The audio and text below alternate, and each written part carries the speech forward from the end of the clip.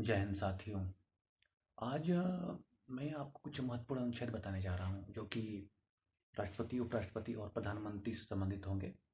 तो पहले राष्ट्रपति से संबंधित महत्वपूर्ण अनुच्छेदों को जान लेते हैं। इसको जानने से पहले हम ये जान लेते हैं कि हमारे देश में जो संसद है वो 3 चीज़ों से मिलकर बना हुआ है: राष्ट्रपति, राज्यसभा और लोकसभा। अनुच्छेद 79 में संसद का प्रधान है। अनुच्छेद 80 में राज्यसभा का प्रधान है, जिसको अपर हाउस भी बोला जाता है, सदन है ये राज्यसभा। और अनुच्छेद 80 में लोकसभा का प्रधान है।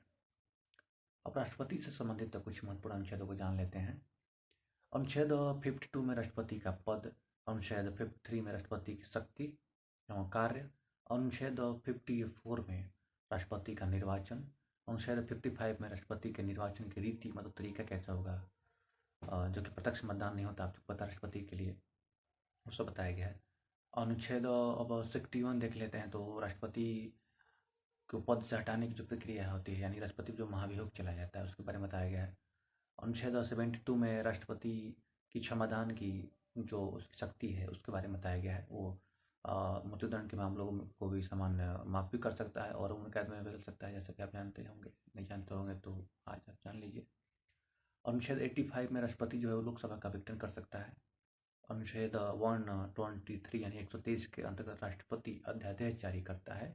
जब संसद सत्र नहीं चल रहा होता है, उस समय अगर कोई विधि या विधेयक पारित करना होता है तो उस समय राष्ट्रपति अपने 123 अनुच्छेद के पावर के तहत यह अध्यादेश जारी करता है। अनुच्छेद 143 में राष्ट्रपति को यह शक्ति है कि वो सुप्रीम कोर्ट से किसी भी मामले में सलाह मांग सकता है, पर वो सलाह मानने के लिए बाध्य नहीं है।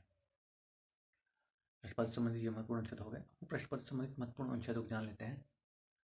अनुच्छेद 63 में उपराष्ट्रपति का पद और अनुच्छेद 64 में उपराष्ट्रपति का जो पद होगा वो उपराष्ट्रपति के रूप में ना होगा और राज्यसभा का सभापति के रूप में होगा, ऐसा लिखा गया अनुच्छेद 64 में। हालांकि उपराष्ट्रपति तो होता ही है और उससे जो वेतन वगैरह मिलता है वो उपराष्ट्रपति के लिए ना मिलकर राज्यसभा के सभापति के लिए ही मिलता है।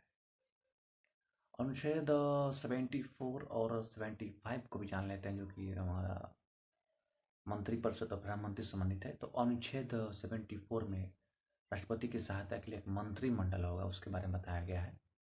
अनुच्छेद 75 में प्रधानमंत्री के पद के बारे में बताया गया है। कुछ और महत्वपूर्ण अनुच्छेद अगर आप देखना चाहें, जो कि हमें अभी तक राष्ट्रपति से संबंधित, उपराष्ट्रपति से संबंधित और प्रधानमंत्री से संबंधित महत्वपूर्ण अनुच्छेदों के बारे में बात किया है।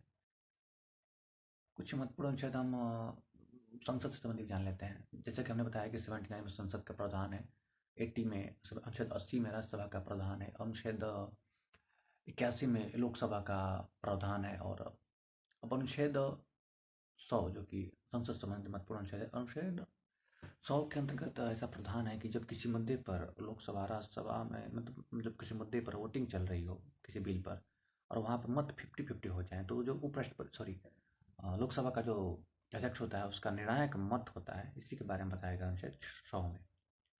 अनुच्छेद 105 में संसद की शक्तियों का उल्लेख है। कुछ शक्तियाँ हैं जैसे कि आपको पता होगा। अनुच्छेद 108 में संसद के संयुक्त अधिवेशन के बारे में बताया है। किसी मुद्दे पर अगर लोकसभा राज्यसभा को संयुक्त बैठक बुलाई जाती है तो अनुच्छेद 108 के अंतर्गत उसमें उसकी जो संयुक्त बैठक की जो अध्यक्षता लोकसभा अध्यक्ष करता है, लेकिन उस संयुक्त बैठक को बुलाता है राष्ट्रपति।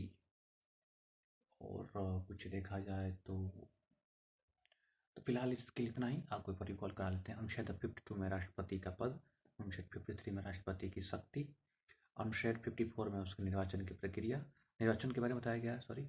अनुच्छेद 54 में निर्वाचन की रीति, उसका निर्वाचन कैसे होता है। अनुच्छेद 61 में उसको हटाने के लिए महाभियोग की प्रक्रिया। अनुच्छेद 72 में राष्ट्रपति के समाधान की शक्ति। अनुच्छेद 85 में लोकसभा का विघटन कर सकता है। अनुच्छेद 123 के अंतर्गत अध्यादेश जारी कर सकता है और अनुच्छेद 143 के अंतर्गत सुप्रीम कोर्ट के मतलब जज से सलाह भी ले सकता है।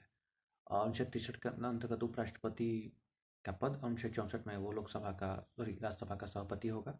अनुच्छेद 73 में मंत्रिपरिषद होगी राष्ट्रपति की सहायता के लिए। अनुच्छेद 75 में हमारा मंत्री का पद है। और अनुच्छेद 79 में संसद, अनुच्छेद 80 में राज्यसभा और अनुच्छेद 81 में लोकसभा का प्रधान है। जय हिंद।